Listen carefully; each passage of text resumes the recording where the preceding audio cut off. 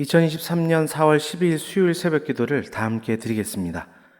오늘 함께 보실 하나님의 말씀은 역대하 26장 말씀입니다. 유다 온 백성이 나이가 16세 된 우시야를 세워 그의 아버지 아마샤를 대신하여 왕으로 삼으니 아마샤 왕이 그의 열조들의 묘실에 누운 후에 우시야가 엘롯을 건축하여 유다에 돌렸더라. 우시야가 왕위에 오를 때에 나이가 16세라. 예루살렘에서 52년간 다스리니라. 그의 어머니의 이름은 여골리하여 예루살렘 사람이더라.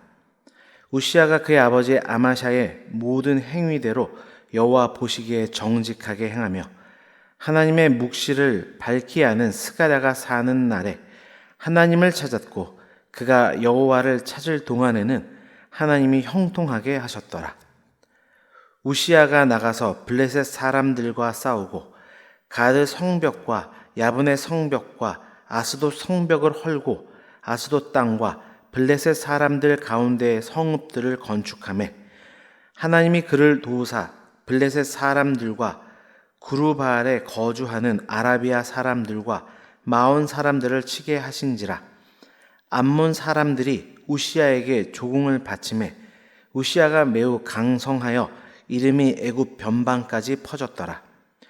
우시야가 예루살렘에서 성 모퉁이 문과 골짜기 문과 성굽에 이에 망대를 세워 견고하게 하고 또 광야에 망대를 세우고 물 웅덩이를 많이 파고 고원과 평지에 가축을 많이 길렀으며 또 여러 산과 좋은 밭에 농부와 포도원을 다스리는 자들을 두었으니 농사를 좋아함이었더라. 우시야에게 또 싸우는 군사가 있으니 서기관 여이엘과 병영장 마아세아가 직접 조사한 수요대로 왕의 지휘관 하나냐의 휘하에 속하여 떼를 지어 나가서 싸우는 자라. 족장의 총수가 2600명이니 모두 큰 용사여 그의 휘하의 군대가 30만 7500명이라. 건장하고 싸움에 능하여 왕을 도와 적을 치는 자이며 우시야가 그의 온 군대를 위하여 방패와 창과 투구와 갑옷과 활과 물맷돌을 준비하고 또 예루살렘에서 재주 있는 사람들에게 무기를 고안하게 하여 망대와 성곽 위에 두어 화살과 큰 돌을 쏘고 던지게 하였으니 그의 이름이 멀리 퍼짐은 기이한 도우심을 얻어 강성하여짐이었더라. 그가 강성하여짐에 그의 마음이 교만하여 악을 행하여 그의 하나님 여호와께 범죄하되 곧 여호와의 성전에 들어가는 향단에 분향하려 한지라. 제사장 아사랴가 여호와의 용맹한 제사장 80명을 데리고 그의 뒤를 따라 들어가서 우시야 왕 곁에 서서 그에게 이르되 우시야여 여호와께 분향하는 일은 왕이 할 바가 아니요 오직 분향하기 위하여 구별함을 받은 아론의 자손 제사장들이 할 바니 성소에서 나가소서. 왕이 범죄하였으니 하나님 여호와에게서 영광을 얻지 못하리이다. 우시야가 손으로 향로를 잡고 분향하려 하다가 화를 내니 그가 제사장에게 화를 낼 때에 여호와의 전안 향단 곁 제사장들 앞에서 그의 이마에 나병이 생긴지라. 대제사장 아사랴와 모든 제사장이 왕의 이마에 나병이 생겼음을 보고 성전에서 급히 쫓아내고 여호와께서 치심으로 왕도 속히 나가니라.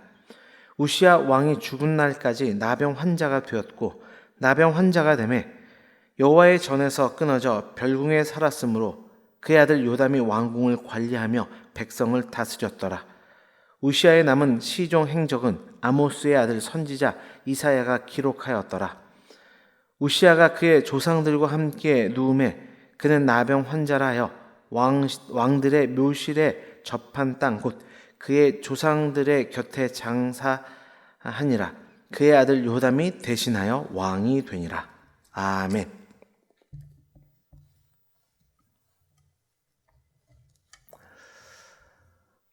오늘 함께 보신 본문은 남유다 제10대 왕인 우시야에 대해서 다루고 있습니다. 우시야 왕은 16세의 왕이 되어 52년간 남유다를 통치했습니다. 초기에는 형통하고 매우 강성한 인생을 살았지만 그의 말년은 그리 아름답지 못했습니다. 스스로 교만하여 문둥병이 걸려 열왕의 묘실에 묻히지 못하는 비운의 왕으로 남게 됩니다.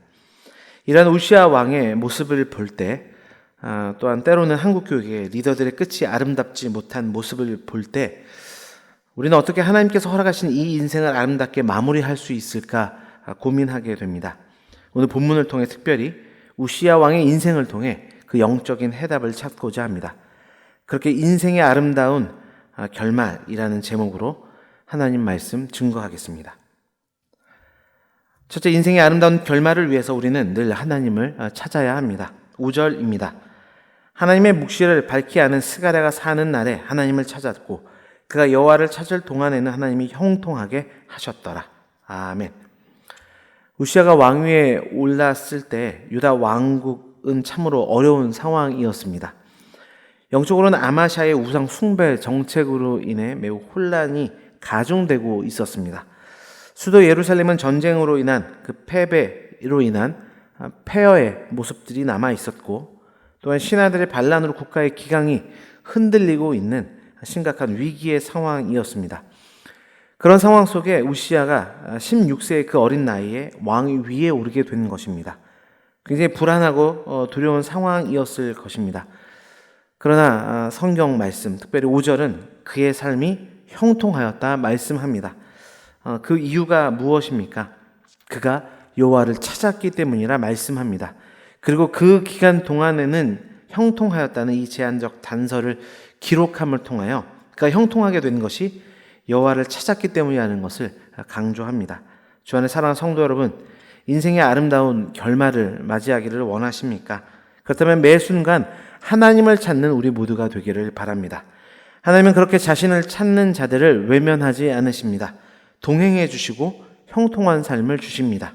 이 사실을 믿고 끝까지 하나님을 찾고 구하는, 그로 인해 아름다운 인생의 결말을 맞이하는 축복을 누리게 되는 저와 여러분 되시길 주님의 이름으로 축원합니다. 두 번째로, 인생의 아름다운 결말을 위해서 우리는 자신의 삶에 최선을 다해야 합니다. 9절에서 15절은 우시아가 국가 내적으로 여러 방면에 힘쓴 내용들을 기록하고 있습니다.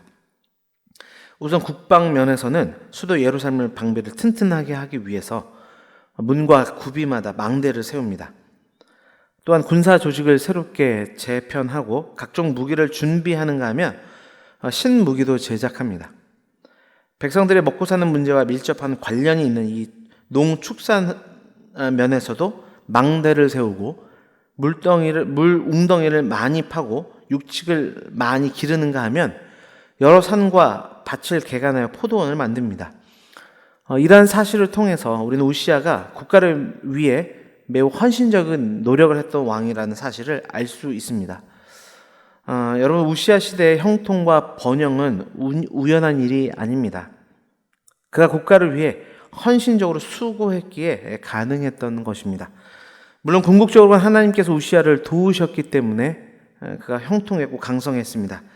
그러나 우시아가 하나님의 그 도우심만을 바라고 아무것도 하지 않았다면 어떠한 형통의 결과들을 실제로 누릴 수 없었을 것입니다.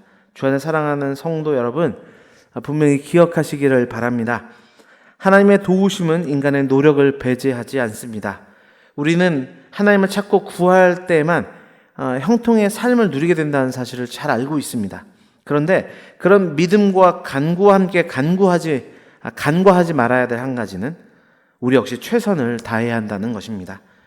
그럴 때 우리는 형통한 삶, 강성한 삶을 이 땅에 충만하게 누릴 뿐만 아니라 아름다운 결말을 맺게 될 줄 믿습니다. 마지막으로 오늘 본문은 인생의 아름다운 결말을 위해서 교만하면 안 된다, 그렇게 가르침을 우리에게 줍니다. 16절 말씀입니다.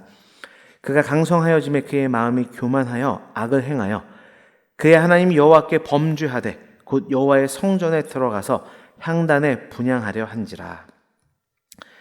우시아는 주변 속국들이 때마다 조공을 바치고 창고와 곡식이 육축이 넘치는 것과 온갖 장비로 무장한 군사들을 바라보며 한껏 그 마음이 고조되었을 것으로 보입니다. 그러나 이것은 대단한 착각이었습니다. 우시아가 이룬 이 모든 것이 하나님의 도우심으로 말미암은 것이었기 때문입니다.